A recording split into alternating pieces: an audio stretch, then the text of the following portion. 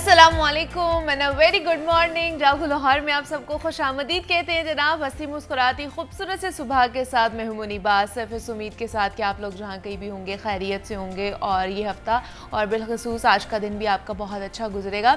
तो जनाब आज का मौजू भी निहायत ही अहम और दिल को छू लेने वाला है।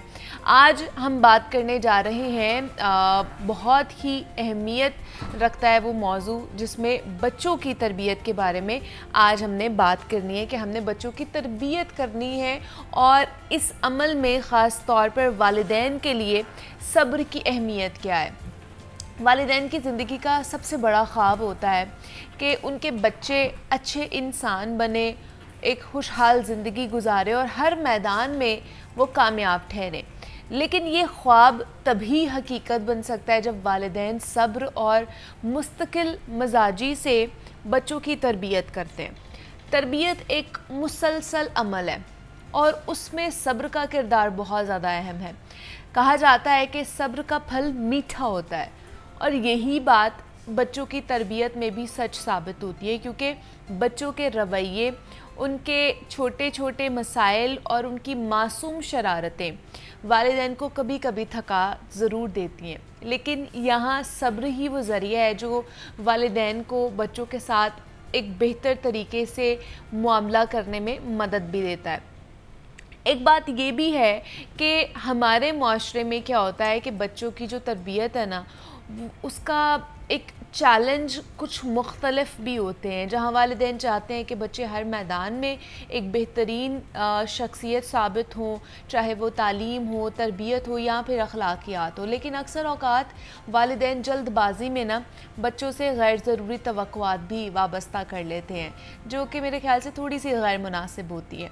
हमें ये समझना चाहिए कि हर बच्चे की सीखने की एक रफ्तार होती है, एक स्पीड होती है और वो उसी से आगे बढ़ता है। हज़रत लुक़मान का एक कौल है कि हक़ बात कहने में सब्र से काम लो, ये यकीनन भारी है मगर इसका अजर बहुत बड़ा है। इससे हमें ये सबक मिलता है कि बच्चों को दुरुस्त रास्ता दिखाने के लिए भी ना सब्र की ज़रूरत पड़ती है। वालिदैन को चाहिए कि वो बच्चों को वक्त दें, उनकी गलतियों को बर्दाश्त करें और उन्हें मौक़े दें कि वो अपनी गलतियों से कुछ ना कुछ सीखें। मिसाल के तौर पर कि हमारे इर्द गिर्द बहुत से ऐसे वालिदैन हैं जो अपने बच्चों को पढ़ाई में कामयाबी दिलाने के लिए दिन रात मेहनत करते हैं, लेकिन जब फ़ौरी नताइज उन्हें नज़र नहीं आते हैं ना, तो वो कहीं ना कहीं डिस्टर्ब हो जाते हैं, मायूस हो जाते हैं, परेशान हो जाते हैं और यही वो लम्हा होता है जहाँ सब्र की ज़रूरत होती है। और हाँ, इसमें एक और अहम पहलू ये भी है कि वालिदैन ख़ुद भी एक मिसाल बने। आपके बच्चे आपके किरदार, आपकी आदत और आपके रवैये से सीखते हैं, क्योंकि अगर वालिदैन ख़ुद सब्र का मुज़ाहरा करते हैं ना, तो बच्चे भी यही रवैया अपनी ज़िंदगी में अपनाते हैं। तो आज का मेरा मैसेज यही है कि बच्चों की तरबियत में जल्दबाजी ना करें, उनके साथ सब्र का मुज़ाहरा करें, उनकी हौसला अफजाई करें, उन्हें वक्त दें कि वो अपनी सलाहियतों को, अपनी स्किल्स को बेहतर बना सके। अल्लाह पाक हम सबको सब्र इस्तकामत अता फ़रमाए और आपके बच्चों को कामयाबी, खुशी की राहों पर गामज़न भी करे। तो हमेशा यही दुआ करनी चाहिए अपने बच्चों के लिए भी और बाकी बच्चों के लिए भी, क्योंकि इन्होंने पाकिस्तान को रिप्रेजेंट करना है, हमारे मुल्क को रिप्रेजेंट करना है। इन्हीं बच्चों ने, इन्हीं यंगस्टर्स ने, नौजवान नस्ल ने, जिनका आज ये दौर चल रहा है। तो इसलिए आज के बच्चे को केले की तरबियत देना, उसकी नशोनुमा करना बहुत चैलेंजिंग एक फैक्टर बनता जा रहा है। तो उसको बड़ा सोच समझ कर आपको देखना चाहिए।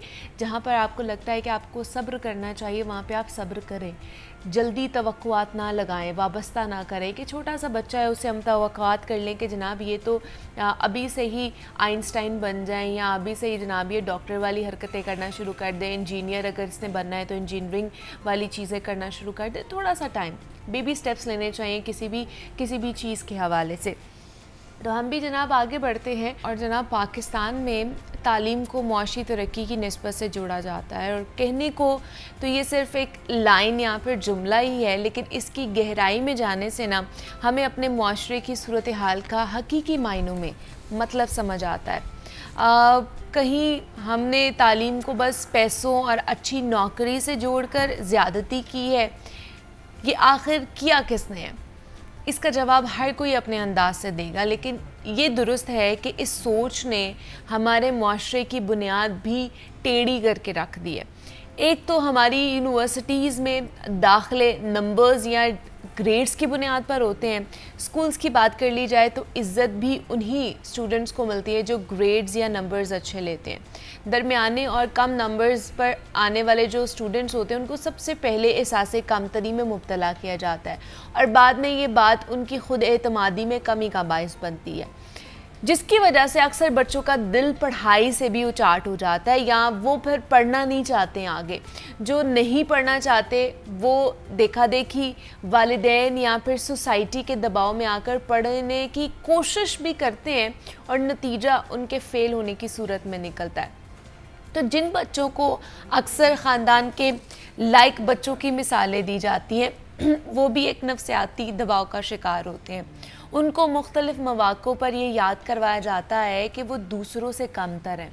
उन्हें ख़ानदान के कामयाब बच्चों की तरह बनने के लिए हर वक्त मेहनत करनी होगी और फिर स्कूल के दौर से मिलने वाला जो दबाव होता है वो कॉलेज पहुँच कर भी नहीं जाता है। यहाँ तक कि इवन दो कि हम यूनिवर्सिटी लाइफ भी उसी दबाव में गुजारते हैं कि ना सिर्फ अच्छे नंबर्स लेकर कामयाब होना है बल्कि जल्द से जल्द हमने नौकरी लेनी है और फिर वो भी कि ज़्यादा पैसों वाली नौकरी हमें चाहिए और साथ ही साथ हमें उसका ओहदा भी अच्छा होना चाहिए ताकि ये सोने पर सुहागा हो जाए। लेकिन कोई नहीं ये जानता कि जो बच्चा स्कूल कॉलेज यूनिवर्सिटी से मुसलसल दबाव में जी रहा है वो जब डिग्री लेकर खाली हाथ खड़ा होता है तो उसे घर में भी और बाहर रिश्तेदारों या फिर अपने दोस्तों में भी तनकीद का सामना करना पड़ता है।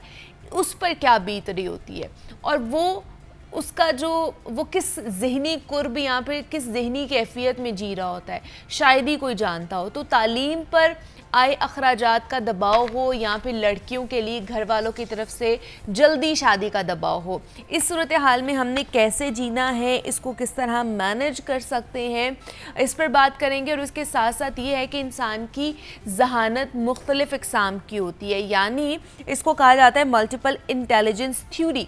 तो आज हमने इस पर भी बात करनी है कि ये थ्योरी क्या है, इसको किस तरह आगे लेकर जाया जा सकता है और ख़ास तौर पर जो स्टूडेंट्स हैं या जो हमारे यंगस्टर्स हैं वो इसको किस तरह डेवलप कर सकते हैं। तो इस पर बात करने के लिए फ़तीहा अशरफ हमारे साथ स्टूडियोज़ में मौजूद हैं जो कि क्लिनिकल साइकोलॉजिस्ट हैं।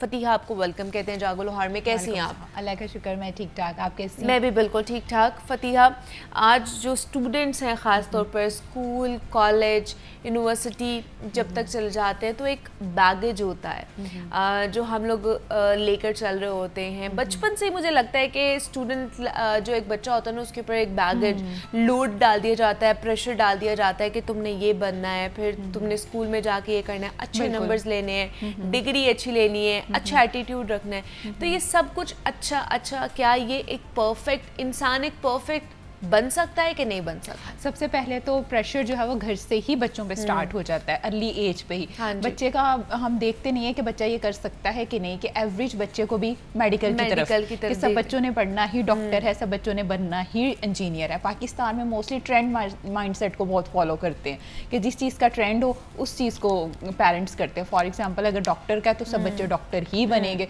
अगर इंजीनियरिंग का है तो इंजीनियरिंग ही करेंगे। जिस बच्चे की अपनी क्या कैपेसिटी है वो इस चीज़ को फॉलो भी कर सकता है, उसका आईक्यू लेवल इतना है, इस चीज़ को नहीं देखते। और जब बच्चा वो नहीं कर सकता तो सोसाइटी का प्रेशर आ जाता है, ये तो है ही नालायक, मतलब वहीं पे उसका सेल्फ कॉन्फिडेंस जो है वो लो कर दिया जाता है। जब बच्चे का अर्ली स्टेज पे ही सेल्फ कॉन्फिडेंस लो कर दिया जाता है तो बाद वाली उसकी कैसे, क्योंकि अर्ली एज पे ही तो बच्चे की ग्रोथ हो रही होती है, उस पर प्रेशर कर दिया जाता है, बेटा तुमने डॉक्टर बनना है, तुमने 90+ मार्क्स लेने हैं, आपने ये काम करना है, आपने इस तरह करना है, कि उसको बंडलाइज कर दिया जाता है।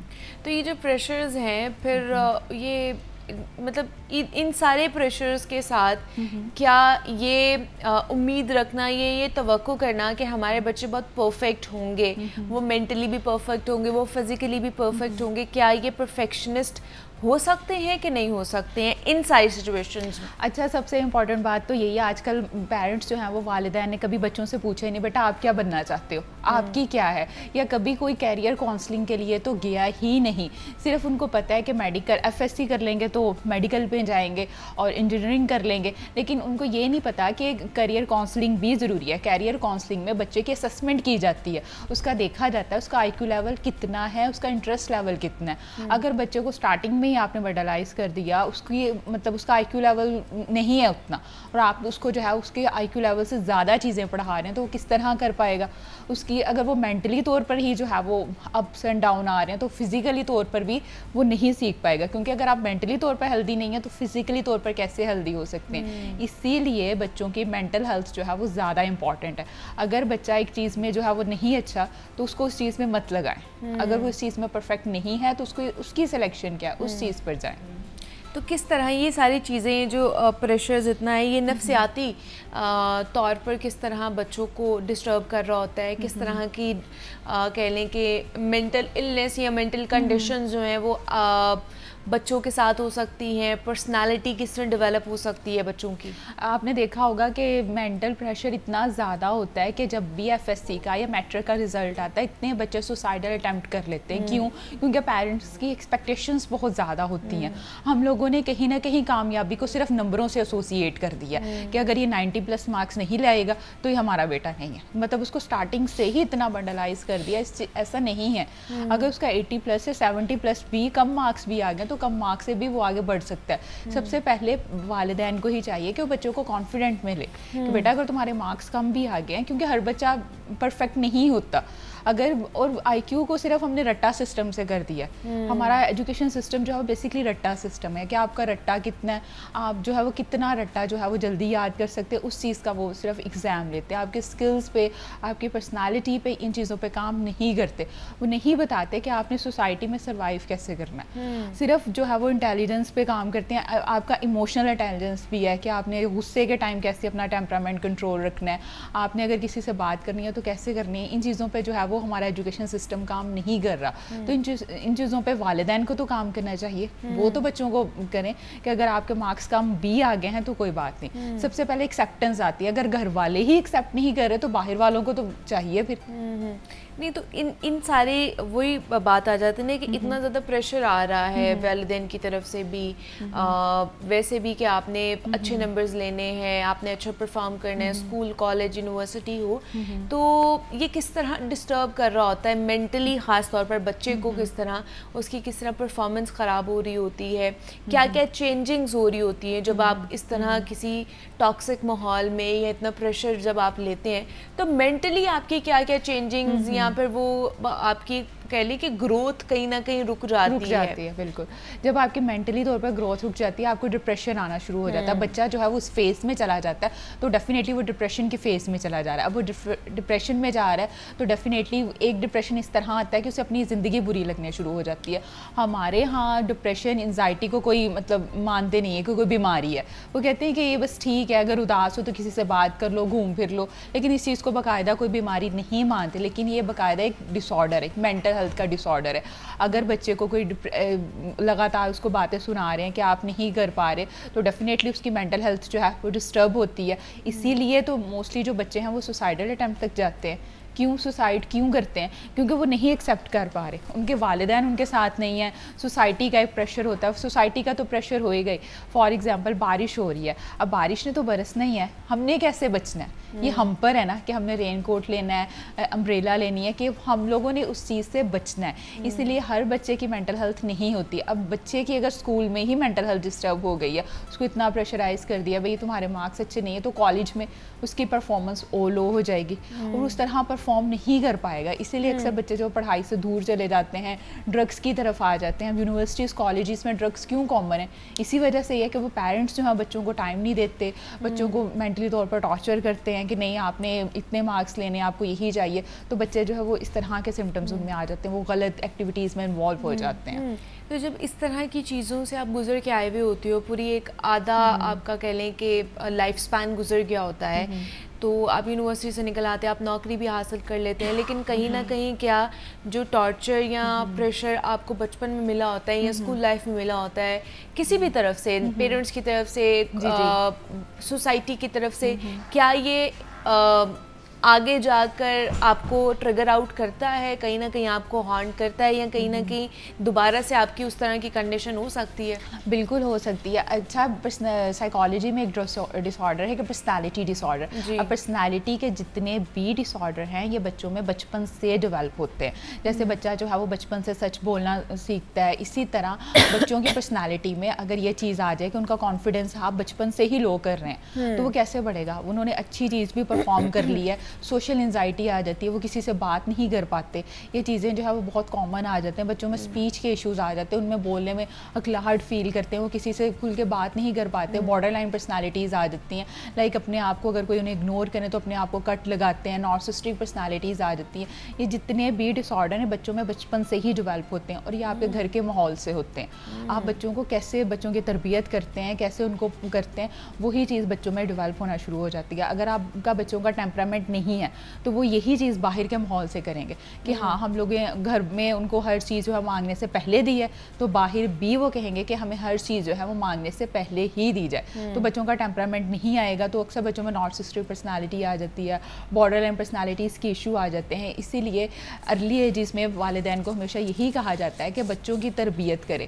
तरबियत के लिए भी बच्चों की ब्रेन डेवलपमेंट के भी साल होते हैं। लाइक अगर बात करें दिन की तो पहले 2 दिन, मंथ की बात करें तो पहले 2 मंथ्स, और ईयर्स की बात करें तो पहले 3 साल बच्चों की तरबियत के लिए बहुत इंपॉर्टेंट है। अगर इन्हीं सालों में आपने बच्चों को जो है वो स्क्रीन टाइम पे और बाकी चीज़ों पे लगा दिया तो बच्चों की ब्रेन जो है वो इतना डेवलप नहीं करेगा। पहले 3 साल में, तो पहले 3 साल जी। और बच्चों के एजुकेशन सिस्टम के हवाले से देखा जाए तो 5 ईयर्स के फर्स्ट टू 5 ईयर्स बहुत इंपॉर्टेंट है, क्योंकि अगर बच्चों की ग्रोथ वहीं पे बन गई है तो ठीक है, क्योंकि बाद में सिर्फ माली जो है वो पौधों को पानी लगाता है, फल खुद ब खुद हो जाएंगे। सोशलाइज किया जाए बच्चे का एकेडमिक लेवल क्या है, उसकी परफॉर्मेंस कैसी है, बच्चे का एनालिसिस करती है, असेसमेंट करती है कि फॉर एग्जाम्पल अगर बच्चा जो है वो FSC के बाद उसका इंटरेस्ट लेवल क्या है, वो किस चीज़ में जो है वो नेक्स्ट परफॉर्म कर सकता है। फॉर एग्जाम्पल अगर बच्चे का इंटरेस्ट जो है मेडिकल में नहीं है तो किस चीज़ में है, वो किस चीज़ में लाइक आर्ट में जाना चाहता है, तो ये थेरी जो है वो इस चीज़ की बच्चे की पर्सनालिटी को एनालिसिस करती है कि उसका असेसमेंट अक्सर है क्या, कि बच्चे के अनकॉन्शियस में देखते हैं कि हाँ उसमें क्या हिडन टैलेंट है, वो किस चीज़ में जो है वो बेहतर परफॉर्म कर सकता है। तो ये कब मतलब ये कब हो सकती है, इसका क्या स्टेज क्या होती है इसकी? ये स्टेज जो है वो आफ्टर लाइक अगर बच्चे ने 5 क्लास के बाद उसका पता लग जाता है कि बच्चे का जो है वो इंटरेस्ट लेवल क्या है, वो किस चीज़ में जो है बेहतर परफॉर्म कर सकता है। ये थेरी जो है, ये असेसमेंट जो है वो हमारे पाकिस्तान कंट्री में नहीं है, लेकिन अदर जैसे कि यूरोप है, बाकी कंट्रीज़ है ना, वहाँ पर इम्प्लीमेंट की जाती है। अक्सर बच्चे जो है वो FSC के बाद भी कर लेते हैं, लेकिन जो इसकी बेहतर एज है वो आफ्टर 5 ईयर्स के बाद, कि लाइक अगर बच्चा जो है 5 स्टैंडर्ड में हो गया, उसके बाद 6 में जब जाएगा ना, तब बच्चे के अनकॉन्शियस लेवल में देखा जा सकता है वो किस तरह बेहतर परफॉर्म कर सकता है, लाइक उसका इंटरेस्ट किस चीज़ में है, वो किस चीज़ में, लाइक वो आर्ट में आगे जा सकता है, वो कंप्यूटर साइंसेस में जा सकता है। ये थ्योरी जो है बच्चे की पर्सनालिटी को एनालिसिस करती है।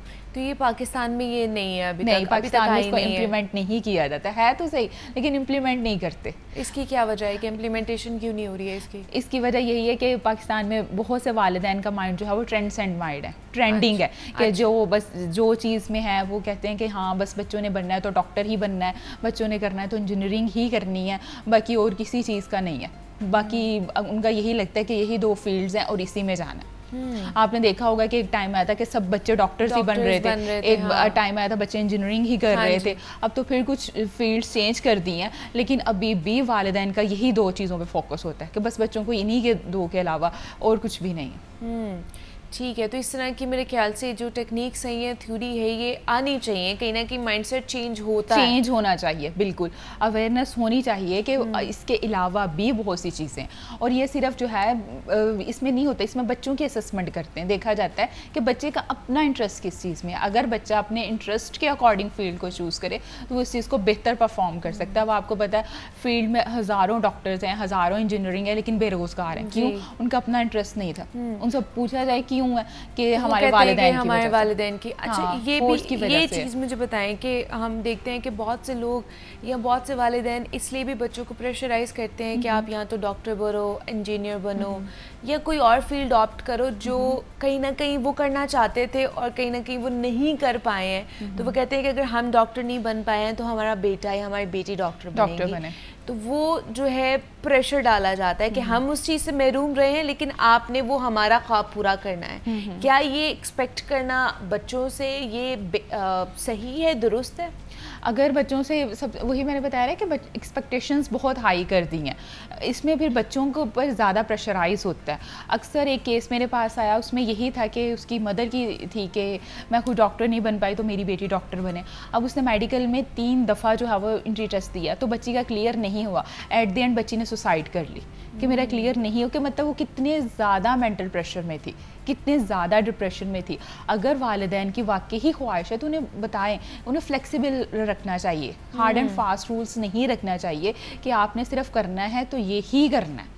इस तरह नहीं करना चाहिए। फ्लेक्सिबिलिटी होनी चाहिए कि अगर आप मेडिकल में नहीं जा सकते तो कोई बात नहीं, मल्टीपल चॉइस है बेटा, लेकिन यही नहीं कहना चाहिए कि बनना है तो डॉक्टर ही बनना है, नहीं तो कुछ नहीं। कि फुल स्टॉप नहीं चाहिए। इससे बच्चे की मेंटल हेल्थ बहुत डिस्टर्ब होती है, बहुत ज़्यादा। और मेंटल हेल्थ एक ऐसा है जिसको कोई भी मैयर नहीं कर सकता। आपको टेम्परेचर है, आपको पता लग जाएगा मुझे 100 है, 101 है, लेकिन मेंटल हेल्थ जो पर्सन गुजर रहा होता है सिर्फ उसी को पता है कि वो किस सिचुएशन से गुजर है। बाकी सिर्फ हम अंदाज़ा लगा सकते हैं, बाकी इसको कोई मैयर नहीं कर सकता।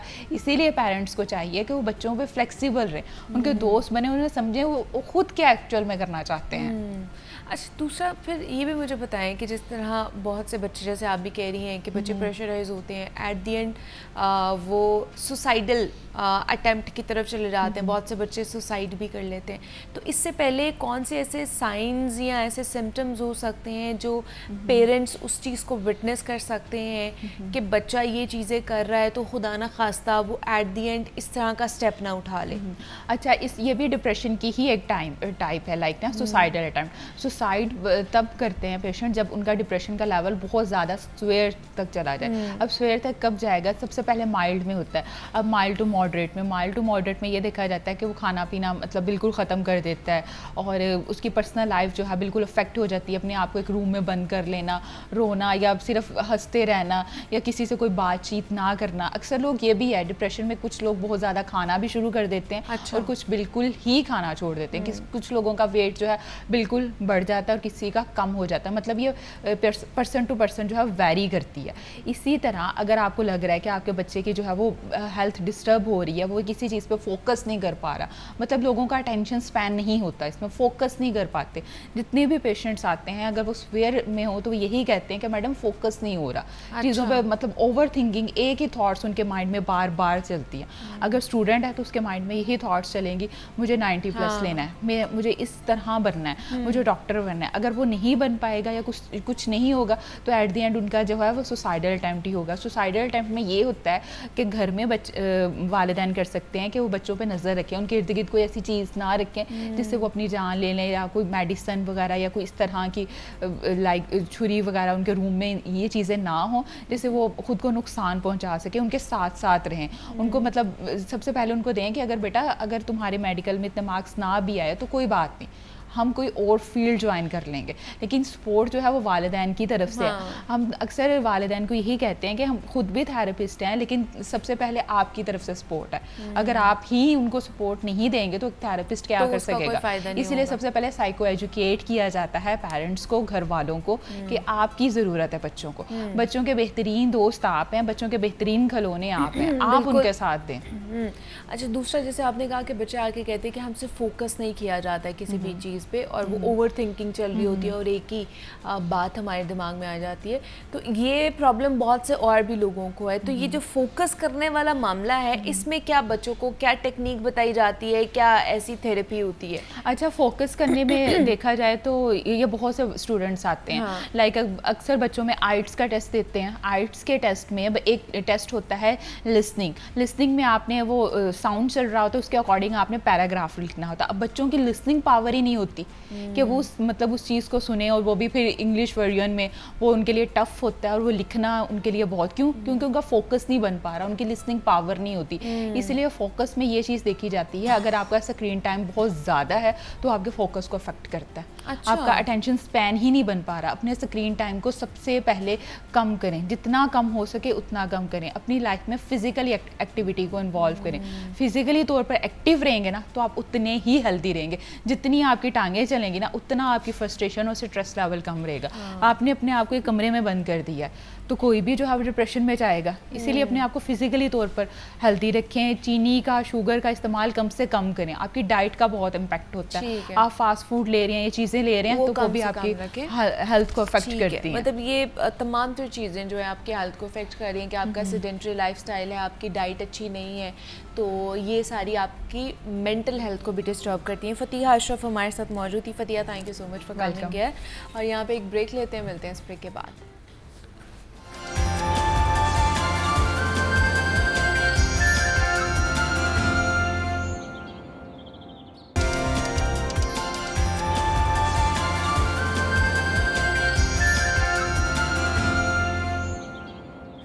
वेलकम बैक टू जागो लाहौर। और जनाब अब कुछ लाहौर शहर के हवाले से बात कर लेते हैं क्योंकि आज है पीर का दिन और आज ख़ास तौर पर हम बात करते हैं कि लाहौर शहर में क्या क्या चीज़ें होने वाली हैं और कौन कौन से प्रोजेक्ट्स चल रहे हैं, कौन से होने वाले हैं जिनका आगाज़ करना है। तो पंजाब हुकूमत ने जनाब शहर लाहौर में 1,37 अरब के जो तरक्याती काम होने हैं उनके कामों के इख्तियारात की तकसीम कर दी है और वज़ीर आला पंजाब की third party project monitoring unit PMU ख़त्म करने की हिदायत की गई है।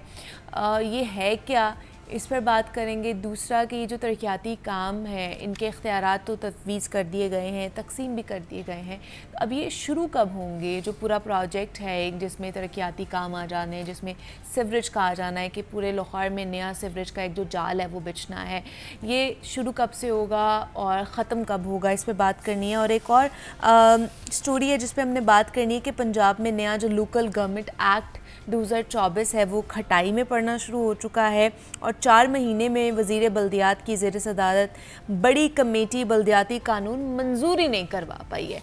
तो ये इस कानून का फ़ायदा क्या है और क्यों नहीं मंजूर हो पाया, इस पर भी हमने बात करनी है। और इस पर बात करने के लिए चीफ़ रिपोर्टर हमारे साथ स्टूडियोज़ में मौजूद है इमरान अकबर। इमरान, आपको वेलकम कहते हैं जागो लाहौर में, कैसे हैं आप? अल्हम्दुलिल्लाह। इमरान साहब, आज पीर का दिन है सुबह सवेरे और हमने बात करनी है जी पंजाब की और पंजाब हुकूमत की कि क्या इनिशिएटिव ले जा रहे हैं, कौन कौन से नए प्रोजेक्ट्स शुरू हो रहे हैं, कब शुरू होंगे, कब ख़त्म होंगे। सबसे पहले तो इस पर बात कर लेते हैं जी, तरक्याती कामों के इख्तियारात तकसीम कर दिए गए हैं। फिर दूसरा ये कि PMU भी ख़त्म करने की हिदायत की गई है। ये है क्या सारा प्रोजेक्ट और PMU जिसको ख़त्म किया गया है इसका क्या फ़ायदा था और क्या नुकसान था? देखिए मुनीबा, बहुत शुक्रिया आपका। हमेशा आपके प्रोग्राम में ना मसाइल जो है वो हम उठाते हैं उनको उजागर किया जाता है। उसका फ़ायदा ये होता है कि अफसरान सुन रहे होते हैं, वो आ भी जाते हैं आपके प्रोग्राम में और आकर बताते भी हैं। आपको याद होगा कि आपके लास्ट प्रोग्राम बुध वाले दिन DC लाहौर आए थे, तो उन्होंने आखिर में कहा था कि हम ना स्कीमें लगाने जा रहे हैं और शहर लाहौर जो है वो इंशाल्लाह आपको नज़र आएगा डेवलपमेंट के हिसाब से। तो ये वही प्रोग्राम है। अच्छा, वज़ीर आला पंजाब ने जो है इसको ना अप्रैल में अनाउंस किया था, अप्रैल के एंड पे, और इसको मई के अवाइल में इसको शुरू किया गया। इसकी वर्किंग स्टार्ट की गई। जून जुलाई के महीनों में इसको बजट दिए गए, बजट लगाए गए, इसका PMU फ़ाइनल किया गया। PMU में अफसरान की एक फ़ौज दर ज़फ़र मौज थी जिसमें अफसरान को फैसिलिटेट भी करना था, अफसरान को बाकायदा तौर पर सहूलतें देनी थी और उन्होंने इस प्रोजेक्ट की तमाम तर जो है वो जो कहते हैं ना बजरी का एक दाना भी, रेत भी, वो भी गिन कर बीच में डालनी थी। अच्छा। उसका ऑडिट सिस्टम था, उसके डैशबोर्ड पे एक एक चीज़ आनी थी कि आज ये सड़क फ़लानी सड़क में इतना पैच मुकम्मल हुआ है, इतनी मशीनरी गई है, यहाँ पे फ़लानी गली बन रही है, यहाँ पर फ़लाना काम हो रहा है, यहाँ पे ट्यूबवेल हो रहा है, यहाँ पे साफ़ पानी हो रहा है। अब इस काम को 3 माह लग गए थे। पैसे जो है वो अनाउंस हो गए हुए थे, 1,37 अरब कुछ पैसे। तो ये तमाम माजरा जो है, इसका मीटिंग जो है मिनट्स निकल के हुए थे PND से, इसको अप्रूव कर दिया गया था, फिनांस में पैसों के लिए कह दिया गया था, मगर जैसे ही तकरीबन कोई आज 15 अगस्त के बाद जो है इसको दोबारा से जब रिवाइज़ किया गया तो इसमें जो है दोबारा से इसको डिग किया गया। अच्छा। डिग करके अच्छे तरीके से देखा गया तो ये ऐसे ही है कि हमारे जो बाहर सड़क है जिसका नाम एबर्ट रोड है, तो इसको अगर मंजूर करवाना है, टेंडर लगवाएं, अपना काम शुरू करें, वर्क ऑर्डर दें, काम ख़त्म हो जाए, उसकी पेमेंट करें, उसकी जो बाद में काम की है वो उसको चेक किया जाए, उसके बाद में अगर सिक्योरिटी, अगर उसने काम ठीक किया है तो उसको सिक्योरिटी वापस कर दी जाए। Date simple. इसमें कोई ऊपर जो है मेकअप शेकअप जो करना था, टॉपिंग करनी थी केक के ऊपर, वो नहीं थी, और बगैर किसी बात के जो हुकूमती पैसा था वो बड़े अच्छे तरीके से सिंपल तरीके से हो जाना था। अब मामला आ गया है ई-टेंडरिंग का। अब ई-टेंडरिंग जो होनी है, जो एक सड़क का जो एक टेंडर होता था, पहले ही होता था सरकारी महकमों के अंदर ही, वो जिसको मर्जी दे देते थे, पता ही नहीं चलता था। अच्छा, एक डब्बा एक रस्मी तौर पे रखते थे दिखलावे के लिए, तो उसमें जिसका भी टेंडर, जिसका भी नाम निकला उसको वो टेंडर दे दिया होता था। वो साथ जो कॉन्ट्रैक्टर्स होते थे, जो बिडर्स होते थे, जो वो उनकी आपस में तय होता था कि आपने इतने परसेंटेज कम डालना है, इतने परसेंटेज ज़्यादा डालना है। ये चलें, ये तो एक रूटीन के मैटर्स हैं, ये चलते रहेंगे। अब इसके अलावा एक ई-टेंडरिंग सिस्टम आ गया जो पूरे पंजाब का ऑनलाइन कर दिया। आप अगर सादकाबाद में भी बैठ के काम कर रहे हैं तो आप उधर से लाहौर का टेंडर उठा सकते हैं कम बिड देकर। अब वो इस चीज़ से तो ये इनकी जान छूट गई है। ये PITB ने सॉफ्टवेयर इंस्टॉल किया हुआ है, वहीं से ये टेंडर ऑन होगा। अब ये चीज़ तो ख़त्म हो गई। अब दूसरा ये आ गया कि PMU प्रोजेक्ट मॉनिटरिंग सिस्टम के बारे में आप पूछ रहे हैं। प्रोजेक्ट मॉनिटरिंग सिस्टम जो है वो इसमें लेकर आना था। PMU एक खुद से एक छोटा सा ना इदारा है जो एक सिस्टम के तहत लगाया गया है, जिसका अपना एक ऑफिस है जो पूरे पंजाब के प्रोजेक्ट्स को मॉनिटर भी कर रहा है, जहाँ जहाँ उसकी ड्यूटी लगती है। जिस तरह PITB है, अगर उन्होंने किसी भी महकमे ने उनसे कोई सॉफ्टवेयर लेना तो वो कहते हैं कि हमें हमारे महकमे का मिसाल के तौर पर एक्साइज हो गया, मिसाल के तौर पर फिनांस हो गया, PND हो गया, वो अपने सॉफ्टवेयर वगैरह लगा कर देते हैं, तो उनके बंदे भी बीच में तैनात हो जाते हैं इसी तरह, ताकि उस सॉफ्टवेयर के ज़रिए जो है उनको पता चले और महकमे के बंदों को सिखा सकें। इसी तरह जो PMU है ये भी ऐसी है कि आपके 1.39 अरब एक लाहौर शहर में लगने जा रहा है, यानी कि 139 अरब। तो ये 8 साल बाद जो है 2016 के बाद 2024 में इतने ज़्यादा पैसे लगने जा रहे हैं। तो इसके लिए मेरा ख्याल है कि ये इतने ज़्यादा तो नहीं है, क्योंकि 8 साल बाद लगने जा रहे हैं। और वासा को इसमें 78 अरब दिया जाना है, कोई 59 अरब जो है वो बल्दी आज़मा लाहौर को दिया जाना है। तो ये बहुत कम पैसे हैं, मगर ये समझें कि अगर ये इन्हीं पैसों से ईमानतन जो है अच्छा काम कर दे तो आपको शहर का खुलिया जो है वो तब्दील नज़र आएगा। एक कहते हैं ना कि किसी की शादी होती है तो उसको आर्टिस्ट जो है मेकअप अच्छा करता है, तो अगर मेकअप अच्छा हो तो शक्ल चेंज हो जाती है। तो इसी तरह लाहौर का हुलिया जो है, बिगड़ा हुआ हुलिया जो है वो तब्दील हो जाएगा। आपके फुटपाथ, आपके चारों, आपकी निकासी, आपका मामला बड़ा अच्छा हो जाएगा। आप यहाँ से जैसे उतरते हैं ना तुर्की वाली साइड पे, इवन कि आप मलेशिया चले जाएं तो उनकी अब जब छोटी गली में जाते हैं तो वहाँ पे ना कलर्स हुए होते हैं घरों की दीवारों को एक जैसे। उनकी जो स्ट्रीट्स होती हैं टफ टाइल्स होती हैं, उनके जो फुटपाथ होते हैं वहाँ पे स्ट्रीमलाइन लाइंस लगी होती हैं येलो कलर की, या उनकी जो मुल्क के अपने हिसाब से है। हमारी भी वज़ीर आला पंजाब मरियम नवाज शरीफ ने फतेहगढ़ में जो है इस्लामपुरा में 4 गलियाँ जो हैं वो तैयार करवाई हैं, टफ टाइल्स जो हैं वहाँ पे बनवाई गई हैं, वहाँ पे गली ग्रेटिंग और वहाँ पे गटर सिस्टम बड़ा अच्छा, सीवरेज सिस्टम बड़ा अच्छा लगाया गया है। अच्छा, उनकी तो सुनी गई।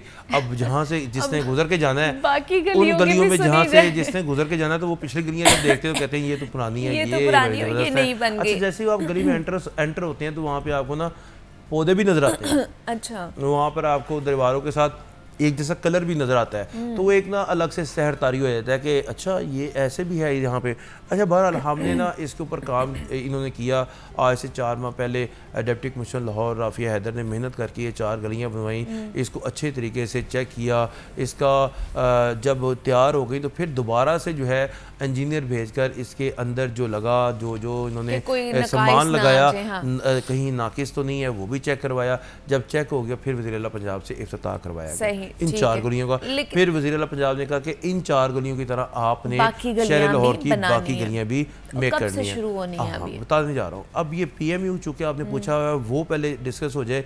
इसमें PMU जो है प्रोजेक्ट मॉनिटरिंग जो ये सिस्टम था इसको इसलिए लगाया गया कि ये जैसे जैसे गली तैयार होगी वैसे वैसे वो कंप्यूटर में आता जाएगा, वो बताते जाएंगे। जब भी हंगामी मीटिंग भी रख दी जाए तो वो ना वो CM के भी डैशबोर्ड पे जाएगा, चेयरमैन PND के भी डैशबोर्ड पे जाएगा, सेक्रेटरी बल्दियात के भी डैशबोर्ड। अब इन्होंने इसको ख़त्म कर दिया। अच्छा। अब जब ख़त्म किया है तो ये 15 दिन हो गए हैं इसकी मीटिंग चल रही है। पहले वज़ीर आला पंजाब की तरफ से हदायत आई कि इसको ख़त्म कर दी जाए, यानी कि इजाज़त आ गई। फिर सीनियर वज़ीर मरीम औरंगज़ेब साहबा ने जो है 2 सितंबर को जो मीटिंग हुई उसमें इन्होंने ख़त्म करने की हदायत कर दी कि जी वेट हो गया, डन हो गया, इसको ख़त्म कर दिया। फिर ये मामला आ गया चेयरमैन PND के पास। 3 मीटिंग्स हुई वहाँ पे। अब ये लास्ट मीटिंग में इसको ख़त्म कर दिया गया है। इसके बाद ये जाएगा डिस्ट्रिक्ट वर्किंग कमेटी के पास, ये जाएगा डिस्ट्रिक्ट स्टीयरिंग कमेटी के पास, ये जाएगा वज़ीर बल्दियात के पास। ये तमाम जो सूरत हाल को निमटने के बाद जब ये ख़त्म हो जाएगा इसके पैसे डायरेक्ट जो हैं वो DC अकाउंट में आ जाएंगे। अच्छा, ठीक है। सारी मंजूरी शंजूरी की बात ना, इसके डायरेक्ट पैसे जो है वो DC अकाउंट DC हेड में आ जाएंगे। अब DC के पास 139 अरब MD वासा, DG LDA, 10 assistant commissioner, CO corporation, सारे अंडर आ जाएंगे DC लाहौर के। नहीं, पहले अंडर हैं, मगर इनके पास जब पैसे आ जाएंगे तो वो पावरफुल हो जाएंगे। जाहिर बात है इतना पैसा है, अब उसको लगाना है। अब स्कीमें हैं तैयार, 756 के करीब स्कीमें हैं। चलिए ऊपर नीचे बाद में भी हो सकती है थोड़ी बहुत, मगर ये है कि इन स्कीमों को इन्होंने वासा को कस्टोडियन बनाया उनके कामों का, वो अपने काम करेंगे, वो अपना जो है नुसी देंगे, हमने ये चीज़ तैयार कर ली है, इसमें कोई प्रॉब्लम नहीं है। इसी तरह जो है बल्दिया अज़मा लाहौर अपने काम करेगी 756 स्कीमों के। ये तमाम जो सिस्टम है उसको वैसे ही होगा जिस तरह PMU ने करना था, मगर सिर्फ और सिर्फ PMU को इसलिए निकाला गया कि वो समझ लें कि ना अजाफी बोझ था, यानी कि ठीक है और पैसा भी लग रहा था। अगर फ़र्ज़ करें वहाँ पे 25-26 अफसरान ने लगना था, 36 के हमें तो पता था कि 36 लोग लगेंगे, तो एक ह्यूज फोर्स थी उनकी, एक अलग से सैलरी भी लगनी थी उसके थ्रू, और उसमें बाकायदा तौर पर DC लाहौर जो था वो PD होना था, प्रोजेक्ट डायरेक्टर होना था। अच्छा। जिसने ये तमाम चीज़ों को देखना था। DC के अलावा एडमिनिस्ट्रेटर के अलावा वो PD मतलब एक एक्स्ट्रा चार्ज भी उन्हें मिलना था, चार्ज मिल जाता अगर ये मंजूरी हो जाती। अब ये चीज़ खत्म हो गई है। अब DC लाहौर व एडमिनिस्ट्रेटर ही लाहौर शहर की जो है तमाम चीज़ों को देखेंगे। इसके जिम्मेदार DC को ठहरा दिया गया कि कोई भी काम होगा तो इन्होंने करवाना है। अब एक और मामला स्टोरी है जी, लोकल गवर्नमेंट एक्ट 2024 जो है वो खटाई में पड़ चुका है। बहुत ज़्यादा हमने बात भी की है, लोकल गवर्नमेंट एक्ट होना चाहिए जिसकी वजह से जो ग्रास रूट लेवल के जो प्रॉब्लम्स हैं वो हल होते हैं, तो क्यों नहीं मंजूर, क्यों नहीं हो पा रहा है ये कानून? देखिए मुनीबा, कुछ उंज भी रावा औखियां सन, कुछ शहर के लोग भी जालिम सन। ये बड़े ही जालिम लोग हैं, कसम से बड़े ही जालिम लोग हैं। यानी कि 2016 में आपके पास इधर मेयर शेर भी आते थे और 18 में बेचारों की किस्मत चमकी, मगर कानून ही ऐसा बना दिया कि इतना कानून ऐसा बना दिया कि कुछ अपना ड्राइवर तक जो है वो तब्दील नहीं कर सकते थे। अब 2019 के तो वो भी चले गए हैं, 2020, 2021, 2022, 2023, और कितनी मौजें करनी हैं इन्होंने, इतनी मौजें। यानी कि आपके बल्दियाती एक्ट जो है उसको पास करके उसको फॉल ही नहीं कर पा रहे, वो इसलिए कि मौजें खत्म हो जाएंगी। अच्छा, अब हम तो देखें ना, आप 5 साल हो गए हैं एक्ट खेल रहे हैं। बुज़दार गवर्नमेंट में एक्ट तैयार हो रहा है जी। फिर महमूद रशीद साहब ने एक्ट तैयार करना शुरू किया 2021-22 में, खत्म। फिर उसके बाद जी हमजा साहब की गवर्नमेंट आई, उन्होंने शुरू किया, खत्म। फिर उसके बाद जी परवेज साहब की गवर्नमेंट आई, उन्होंने शुरू किया, खत्म।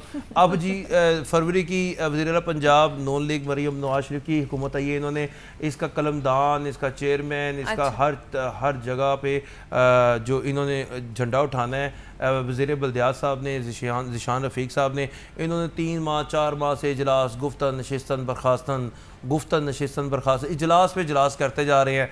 ये जी अभी हमने ना ये भेजा है, ये उसमें जाएगा, ये वो काम है जो कान इधर से पकड़ ले, और भाई आपने अगर एक्ट पास करवाना है तो ये तो अब आपके कॉन्स्टिट्यूशन को तब्दील करने जा रहे हैं। क्या है इस एक्ट में जो पास मुनीबा कॉन्स्टिट्यूशन को तब्दील करने जा रहे हैं, तो अगर जिसने तब्दीली करनी है वो हो जानी है।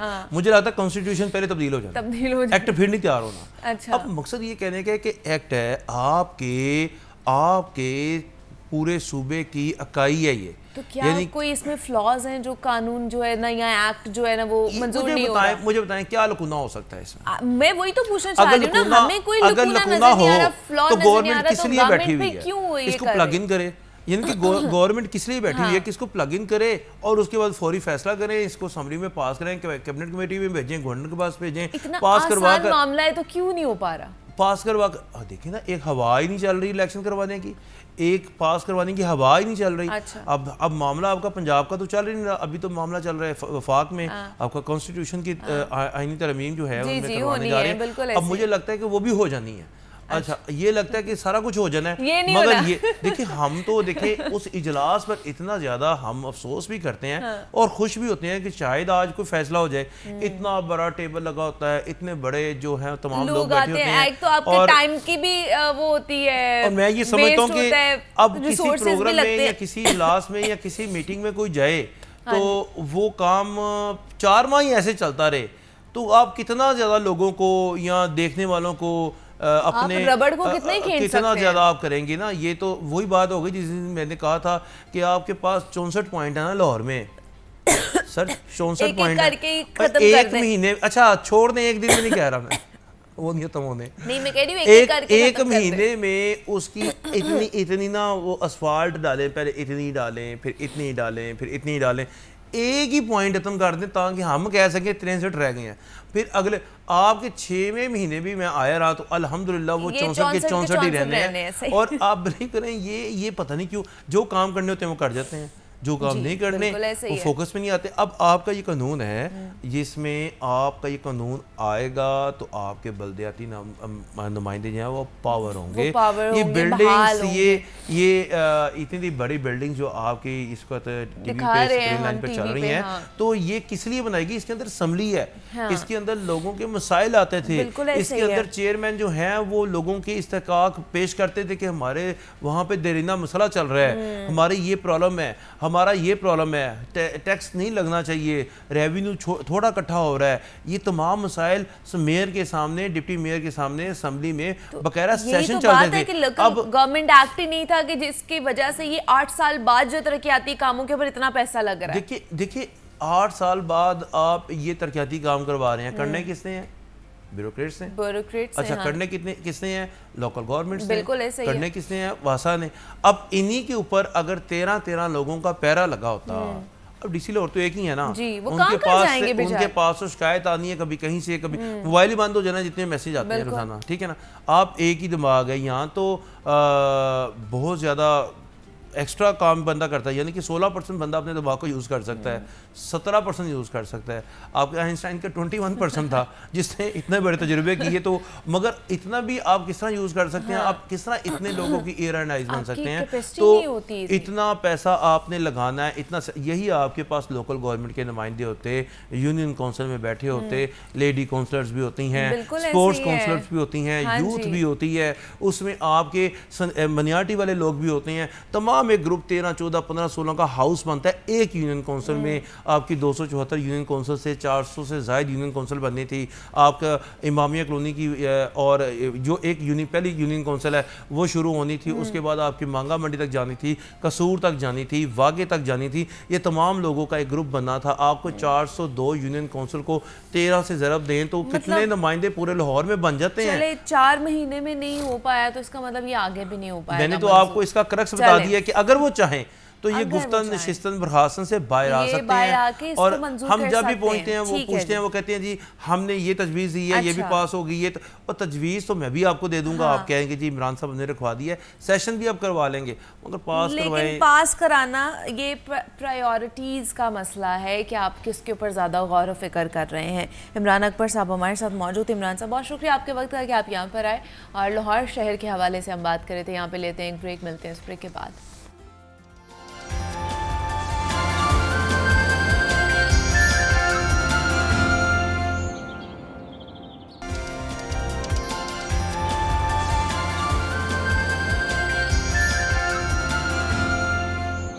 अब हमने आपकी मुलाकात करानी है इस सेगमेंट में। बहुत ही मारूफ शख्सियत हैं और एक बड़ा नाम है अदब में, पाकिस्तान देखा जाए पाकिस्तानी शख्सियत हैं और मारूफ शायर हैं। अब्बास ताबिश हैं जो जागो लाहौर के ख़ास तौर पर मेहमान बने हैं। उनकी ज़िंदगी के बारे में जानेंगे, उनके करियर के बारे में जानेंगे और उनसे हमारी मुलाकात करा रहे हैं। अहमद हमाद साहब प्रोफेसर हैं और साथ ही साथ मुसन्निफ़ हैं, शायर हैं। तो क्या बातें हो रही हैं, क्या गुफ्तगू हो रही है, आइए उन्हीं की तरफ चलते हैं। निबा, जैसा कि आप जानती हैं कि हम जो चमकदार तरीन सितारे हैं लाहौर के, उनके पास खुद हाजिर होते हैं, बातचीत करते हैं, ख़ुद भी सीखते हैं और कोशिश करते हैं कि हमारे देखने वाले भी उससे सीखें। तो आज इसी तरह एक चमकदार तरीन सितारे के साथ मुलाकात के लिए हम यहाँ मजलिस तरक्की अदब हाज़िर हुए हैं, जो कि माल रोड से ज़रा ऑफ, बड़ा घनेरी छाँव है यहाँ पे और बड़ा खूबसूरत क्लासिक एक आर्किटेक्चर है यहाँ पे मौजूद हैं। और हमारे साथ हैं, मैं बजाय इसके कोई नाम लूँ, मैं एक शेर से आगाज़ करता हूँ। एक मुद्दत से मेरी माँ नहीं सोई ताबिश, मैंने एक बार कहा था मुझे डर लगता है। तो आपको पता चल गया होगा कि हम आज मौजूद हैं जनाब अब्बास ताबिश साहब के पास और इनसे हम गुफ्तगू करेंगे। अस्सलाम वालेकुम सर। वालेकुम अस्सलाम सर, आपका शुक्रिया, आपने वक्त इनायत किया। बहुत मोहब्बत आपकी, आप तशरीफ़ लाए। सर, हम अहमद फराज के बाद अगर कोई चमकदार तरीन सितारा, लाहौर के तो आप हैं ही माशाल्लाह, लेकिन गज़ल के हवाले से भी देखें तो आपकी गज़ल बड़ी शानदार और जानदार है। मेरा सवाल यह है कि आप नज़म की तरफ क्यों नहीं आए कभी? अहमद हमाद साहब, शुरू में मैंने नज़में कहीं बहुत सारी। अच्छा जी। पहला मजमुआ मेरा, उसमें नज़में थीं, दूसरे में भी थीं। और खालिद अहमद साहब जो मेरे मतलब मेंटोर थे, उनका ख़्याल था कि मैं नज़म की तरफ जाऊंगा। अच्छा। लेकिन गज़ल में एक ऐसी कशिश थी कि वो मुझे घेर के ले गई। कभी कभी सोचता हूँ कि नज़म लिखनी चाहिए, लेकिन गज़ल नहीं छोड़ती। अच्छा, तो ये जो तग़ज़्ज़ुल है आपका, ये गीत निगारी को तो बड़ी हवा देता होगा, तो कभी ख्याल आया कि फ़िल्म के लिए गीत लिखे जाएँ या ड्रामे के लिए? नहीं, कभी नहीं। अच्छा, कभी नहीं। वो इसलिए कि जो काम मैं नहीं कर सकता वो मैंने ज़िंदगी में कभी नहीं किया। मसलन मैं हमसाया मुल्क में गया, बॉम्बे फिल्म इंडस्ट्री ने मुशायरे में बुलाया। अच्छा। मुशायरे के बाद 2-3 डायरेक्टर्स ने कहा कि आप हमारे लिए गीत लिखें। मैंने कहा यार मुझे आता ही नहीं गीत लिखना, तो मैं क्यों लिखूं? अच्छा। ना, जो काम नहीं आता वो किया नहीं है। बहुत खूब। वरना देखिए बात ये ना कि हमारे लोग जो है ना वो एक पैकेज की सूरत में आते हैं जी। थोड़ी सी एक्टर बन गए, थोड़े से शायर, थोड़े से कालम निगार, थोड़ी सी PR, बिल्कुल ठीक, थोड़े से कोई और काम कर लिए, मैं अब कहना नहीं चाहता तो सारे मेल मिला के कोई ये हो जाता है। बिल्कुल। मैंने सारी ज़िंदगी गज़ल की तरफ लगाई है और बस ये दुआ करता हूँ कि अल्लाह ताला इसमें बरकत डाल दे। माशाल्लाह, अल्लाह ने डाल दी सर बरकत। अच्छा, मैं हैरान होता हूँ ताबिश साहब, आप चूँकि हमारे सीनियर हैं और हम आपको देख के सीखते हैं और आपके नक्शे कदम पे चलने की कोशिश करते हैं, लेकिन इसी उम्र में मेरा बहुत ज़्यादा सफ़र करने को दिल नहीं चाहता। मुशायरों की होती है दावत, लेकिन मैं देखता हूँ कि आप माशाल्लाह हमसे ज़्यादा एनर्जी के साथ और तहर्रुक के साथ मुल्क से बाहर भी जा रहे हैं, मुल्क में भी जहाँ कहीं मुशायरा हो तो हैरान कुन ये आपकी जो है वो सूरत है। और देखिए बात यह है ना, मैं सोचता हूँ कि ज़िंदगी में कोई ना कोई थ्रिल जो है ना रहनी चाहिए। अच्छा जी। मेरे लिए थ्रिल है। अच्छा। हाँ, और फिर मैं ये समझता हूँ कि आप ने मुझे दावत दी है एक कुर्सी पे बैठने के लिए, मैं नहीं आता, कोई और बैठेगा ना, खाली तो नहीं रहनी। बिल्कुल बिल्कुल। तो ये एक मौका होता है, अल्लाह मौका देता है तो जाना चाहिए। बहुत अच्छा। मुझे अल्हम्दुलिल्लाह मेरे हम असरों से शायद ज़्यादा मौके मैसर हैं और करम है, पूरी दुनिया में ट्रैवल करता हूँ और जहाँ बुलाया जाता है और इज़्ज़त से बुलाया जाता है तो मैं चला जाता हूँ। बहुत अच्छे। अच्छा ताबिश साहब, हम देखते हैं कि आपने बहुत सारे नौजवानों के सर पे अपना दस्ते शफ़क़त रखा और उनको सैकल करके, उनको पॉलिश करके आपने चमकदार रोशन बना दिया। कभी ऐसे भी नौजवान कोई मिले कि जो चमकदार होने के बाद उन्होंने इनहराफ कर लिया हो और पलट के बैकफायर किया हो? कोई बात नहीं है, आपको ज़्यादा पता है मुझसे क्या इसका जवाब दिया जाए। ठीक है, अपने अपने ज़र्फ़ की बात है। मैं मायूस हो जाता हूँ, फिर उसके बाद सोचता हूँ कि नहीं यार, हमें गाइड करने वाला था ना, उसने हमें गाइड किया, तो हमें भी करना चाहिए। बहुत अच्छा। जो भी कहते हैं तो मैं गाइड कर देता हूँ, बाकी उनका अपना नसीब है, मेहनत हर किसी ने अपनी करनी है। आप खुद उस्ताद हैं, आपको जो मालूम है आप पूरी क्लास को बताते हैं। अब पूरी क्लास तो नहीं ना उसको पिक करके जाती, दुरुस्त। 2-4 बच्चे होंगे जो पिक कर लेते हैं, उसके बाद वो आगे निकल जाते हैं। बिल्कुल। तो ये ज़र्फ़ की बात है। वैसे अब तो खैर सीखने का काम भी लोगों ने छोड़ दिया हुआ है, क्योंकि ऐसे ऐसे हमारे सूफ़ी शुआरा और पता नहीं क्या क्या शुआरा आ गए हैं जो कहते हैं किताब ना पढ़ो। बिल्कुल ठीक। उससे किसी के असरात आ जाएंगे। शायरी जो है ये रियाजत का काम नहीं है, ये तो इल्हाम का काम है, और जो हो जाए बस उसे सोशल मीडिया पे डाल दो, रौला डाल दो कि बड़ी चीज़ आ गई। तो अब तो ज़माना ही बदल गया है। बिल्कुल सही। अच्छा, इसी से रिलेटेड 2 सवाल। नंबर 1, हम जानते हैं कि मेलसी से यहाँ पे आने के बाद आपने बड़ी जद्दोजहद भी की है, और बाकायदा माफियाज थे, लफ्ज़ ये अच्छा नहीं लगता लेकिन थे, अदब में भी, हर जगह पे होते हैं, फिल्म में भी हैं और इस तरह सियासत में भी। तो उन माफियाज के ख़िलाफ़ आपने बड़ा जिहाद किया, लेकिन कहने वाले अब कहते हैं कि अब ख़ुद ताबिश साहब माफिया बन चुके हैं। इस पे आपकी क्या राय है? पहली बात यह है कि किसी माफिया के ख़िलाफ़ मैंने कोई जिहाद नहीं किया। अच्छा। ना, सबसे बड़ा जिहाद क्या होता है, आप जो काम कर रहे हैं ना कमिटमेंट के साथ करें, ठीक है ना। और मैं समझता हूँ कि शायरी का रास्ता कोई नहीं रोक सकता। वाह। शायरी का रास्ता सिर्फ खुद शायर रोक सकता है जिसकी शायरी है। अच्छा। जो कहीं नहीं पहुँचा, अगर आप किसी साइकोलॉजिस्ट के पास उसे बिठा दें तो वो आपको बता देगा कि भाई अपने रास्ते की रुकावट ये खुद है, कोई नहीं है। बहुत अच्छा, बहुत अच्छा। बाकी कोई माफिया वाफिया कोई नहीं होता। सिर्फ मसला ये है कि हम अपनी नाकामी जो है ना वो किसी के ज़िम्मे डालना चाहते हैं। ये बच्चे से लेके बड़े तक ये एक साइकी चल रही है।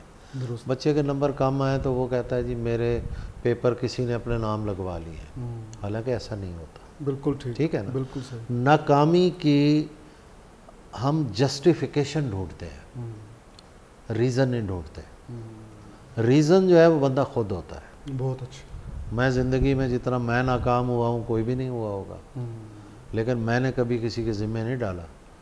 कभी आपने मेरा कोई इंटरव्यू पढ़ा होगा जी फ़लाँ ने मेरा रास्ता रोका, फ़लाँ ये वो सारा, कोई किसी का रास्ता नहीं रोक सकता। ये बिल्कुल एक वहम है और पता उन्हें भी होता है, लेकिन चूँकि दुनिया को बता बैठे होते हैं कि हम गालिब जितने शायर हैं, लेकिन दुनिया लिफ्ट नहीं कराती तो वो कहते हैं जी फ़लाँ की वजह से हम रह गए। बिल्कुल सही। तो यहाँ से दूसरा सवाल ज़हन में जो आ रहा था वो ये था कि ज़फ़र इकबाल साहब के दौर में आपने गज़ल कही और क्या खूब कही, और ज़फ़र साहब इस वक्त मौजूद नहीं है, सुन तो रहे होंगे कि कहा यह जाता है कि जो उनके रंग में नहीं लिखता उनको वो शायरी नहीं मानते, और जो उनके रंग में लिखता है वो दाल दलिया में भी उसका जिक्र आता है और फिर वो खूब प्रमोट भी करते हैं। तो लिसानी तश्कीलात का इतना सैलाब जब आया, वो नज़्म में भी आया, गज़ल में, ज़फ़र साहब, तो आप उन असरात से कैसे महफूज रहे? देखिए जी, ज़फ़र इकबाल जो हैं उनकी शायरी मेरा पहला इश्क है। अच्छा। यस। सबसे पहले मुझे और मेरी नस्ल के जितने भी शायर हैं 80s के, उनको ज़फ़र इकबाल ने मुतासिर किया। लेकिन मसला यह है कि ज़फ़र इकबाल साहब के साथ आप उतनी दूर तक नहीं जा सकते जितना आप क्लासिकल जो हमारे क्लासिक्स हैं उनके साथ जा सकते हैं। सही। ये मामला है। बिल्कुल ठीक। तो उसके बाद ज़ाहिर है मैं क्लासिक्स की तरफ चला गया, और रिवायत का एक ये फ़ायदा है कि उसमें आप गज़ल के बातिन में तजुर्बात करते हैं, ज़ाहिर में नहीं करते। वाह, ये है। बहुत अच्छी बात की है। और हमारे बहुत से शायर हैं जो अब भी अंग्रेज़ी के लफ्ज़ इस्तेमाल करके वो समझते हैं हमने नया शेर कह दिया।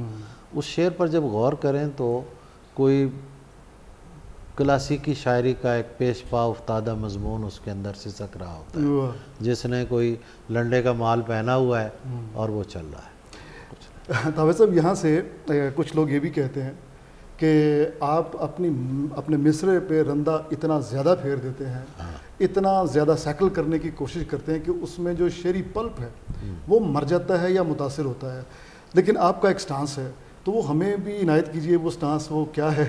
देखिए बात ये है, पहली तो बात ये है कि मैं गुरंदा वंदा नहीं फेरता। अच्छा जी। हाँ, और अल्हम्दुलिल्लाह मेरी शायरी पे एफर्टलेस शायरी है, और अगर रंदे वाली शायरी होती तो दुनिया पसंद ना करती। बिल्कुल ठीक है ना, बिल्कुल सही। लेकिन हर एफर्टलेस तख्लीक जो होती है उसके पीछे एक बड़ी एफर्ट होती है और वो होनी चाहिए। बिल्कुल सही। रोदकी कहता है कि मैंने जो मिसरे कहने में दिन स्याह और रातें सफ़ेद कर दी, सुनने वालों ने कहा कि क्या आमद के मिसरे। क्या बात, ठीक है, क्या बात। तो एक बेसाख्तापन जो है वो होना चाहिए। बाकी रंदे वाले लोग जो हैं वो भी मौजूद हैं, आपके सामने हैं। बाकी जो समझते हैं कि रंदा फेरते हैं तो ठीक है भाई, जो आपकी राय है। ये कि आप रियासत बहुत करते हैं, उस रियासत में कहीं शेर नहीं, ऐसी बात नहीं है। ये किसने कह दिया आपको कि रियासत से शेरियत खत्म हो जाए? आप पे कहते हैं लोग, मैंने चूंकि सुना, कौन से लोग कहते हैं? दो चार का बताया। अच्छा, छोड़ दें बात, आप अपनी राय बयान करें ना, अपना सवाल करें, लोगों को छोड़ें आप। अच्छा चले, आखिर पे मैं चाह रहा था कि मजलिस तरक्की अदब आप की इस वक्त सरबराही में काम कर रही है, तो इसमें कौन सी जिद्दतें आपने मुतारफ़ करवाई हैं? मैंने इसका जो मैंडेट है ना जी, उसको आके शुरू किया है। अच्छा। जो माजी में भी होता रहा है, अब भी वही हो रहा है। मसलन हमारा काम जो है वो है क्लासिकी अदब छापना, सही, और उसकी प्रमोशन करना। यहाँ माजी में क्लासिकी अदब बहुत छापा गया, कुछ अरसे से उस पर तवज्जो नहीं थी। दुरुस्त। रीप्रिंट होने वाली बहुत सारी चीज़ें हैं। मसलन एक हमारा बहुत बड़ा प्रोजेक्ट था जो डॉक्टर जमील जालबी ने तारीख़ अदब उर्दू कासमी साहब को तोहफ़ा तन दी थी, जो गुज़िश्ता कई साल से वो नहीं छपा। सही। ओहो। और ये कहा जाता रहा इसे कौन पढ़ता है। ओहो। अच्छा। मैंने आके वो बड़ा प्रोजेक्ट जो है कुछ 5-5.5 हज़ार सफ़े का है, जी जी जी, 4 जिल्दों में, जो बड़ा प्रोजेक्ट था, क्या वो मैंने किया। फिर पिछला साल जो है वो मीर तकी मीर का 300 साला जश्न सालगिरह था। अच्छा। उन पे मैंने सहीफ़ा का मीर नंबर छापा। अच्छा। जिसमें 40% इंतखाब और 60% मैंने हिंदुस्तान और पाकिस्तान से नए मजमून लिखवा के वो एक नंबर छापा। क्या बात, बहुत अच्छा। इसके अलावा नासिर काज़मी का इंतखाब मीर का, वो हमने प्रिंट किया। जी जी। फिर एक साहब थे अब्दुल मजीद यज़दानी, उनकी एक किताब मैंने पढ़ी थी, बदननामा मीर, बहुत पहले। तो वो है सरापा पर मीर के अशार। अच्छा। यानी आँख पे मीर ने क्या शेर लिखे हैं उनका इंतखाब है। वाह वाह। एक मैंने वो इंतखाब छापा है। क्या बात, बहुत अच्छा। तो ये काम किया है, और अभी हम सहीफ़ा का इफ्तिखार आरिफ नंबर छाप रहे हैं। फिर उसके बाद आबिद अली आबिद नंबर छाप रहे हैं। अच्छा। फिर अहमद मुश्ताक ने अपनी किताबों के राइट्स जो है ना वो मजलिस को दिए हैं। अच्छा अच्छा अच्छा, बहुत अच्छा। यहाँ तशरीफ़ लाए थे, उन्होंने बाकायदा लिख के दिया ये कि तो बड़ा अच्छा। ये किताबें आप छापिए। बिल्कुल सही। इसके अलावा महंगे पब्लिशर से उठ के, इसके अलावा जो है ना वो बहुत सारी चीज़ें हैं, वो मैं कर रहा हूँ इंशाल्लाह। तराजिम हो रहे हैं, बहुत सी किताबों के हो चुके हैं, कुछ करवा रहा हूँ मैं। कोशिश कर रहा हूँ कि मैं जब तक हूँ यहाँ कुछ काम कर सकूँ। आखिरी सवाल एक इसी से रिलेटेड, बहुत दिल तो चाह रहा है कि हम जश्न जॉन एलिया पे बात करें, जश्न इफ्तिखार आरिफ पे, इश्काबाद पे बात करें, वक्त की बहुत कमी है। सिर्फ ये पूछना चाह रहा था कि इस जदीद दौर में जबकि इंस्टाग्राम, फेसबुक, टिकटॉक वगैरह और स्टोरी का जो एक मतलब 59 सेकंड्स का, इसमें हमें मजलिस तरक्की अदब अगर नज़र आए कोई चीज़ उसमें, तो बच्चे इस तरफ ज़्यादा स्टूडेंट नहीं। मैंने आके IT सेक्शन बनाया। अच्छा जी। इसका पेज बहुत ग्रो कर रहा है। अच्छा। वेबसाइट इसकी ऑपरेटिव है, और इसके अलावा रील्स बनती हैं, वो सारी लग रही हैं। और मैंने 1 साल में इसी IT के ज़रिए 40 लाख की किताबें बेची हैं।